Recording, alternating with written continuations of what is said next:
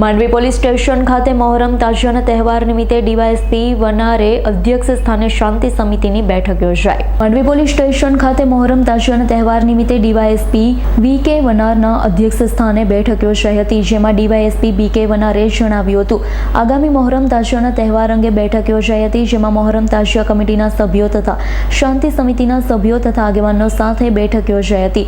તાજિયાના તહેવાર શાંતિપૂર્ણ માહોલમાં ઉજવાઈ કાયદોની વ્યવસ્થા જળવાઈ રહે તેમજ માંડવી નગરની ટ્રાફિક સમસ્યા અંગે ચર્ચા કરાઈ, જરૂરી નોંધ કરવામાં આવી હતી। આ પ્રસંગે પીઆઈએએસ ચૌહાણ, તત્કાલીન નગર ભાજપ પ્રમુખ નીતિનભાઈ શુક્લ, માંડવી નગર ભાજપ ઉપપ્રમુખ ઈશ્વરભાઈ સોલંકી, બાંધકામ સમિતિના ચેરમેન રંજનબેન મરાઠે, મુસ્લિમ બિરાદરો યુસુફભાઈ મુલતાની, રસીદ મામલેદાર તેમજ શાંતિ સમિતિના સભ્યો ઉપસ્થિત રહ્યા।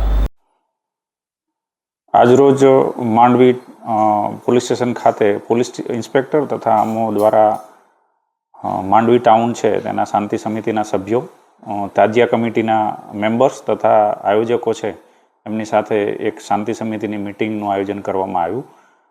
આગામી મોહરમના તહેવાર અનુસંધાને આ જે તમામ સભ્યો છે એમની પાસેથી સૂચનો લેવામાં આવેલા અને પોલીસ દ્વારા બી સૂચના આપવામાં આવેલી અને તેમના દ્વારા જે કંઈ પોલીસ પાસેથી જે અપેક્ષિત મદદની જરૂરિયાત હોય એ અંગે પણ એમની સાથે ચર્ચા કરવામાં આવેલી છે। કાયદોની વ્યવસ્થા જળવાઈ રહે અને ટ્રાફિકની વ્યવસ્થા પણ જળવાઈ રહે એ અંગે ચર્ચા કરવામાં આવેલી છે અને આ જે મોહરમનો તહેવાર છે શાંતિપૂર્ણ રીતે માહોલમાં ઉજવાય એ અનુસંધાને જરૂરી ચર્ચા કરવામાં આવેલી હતી।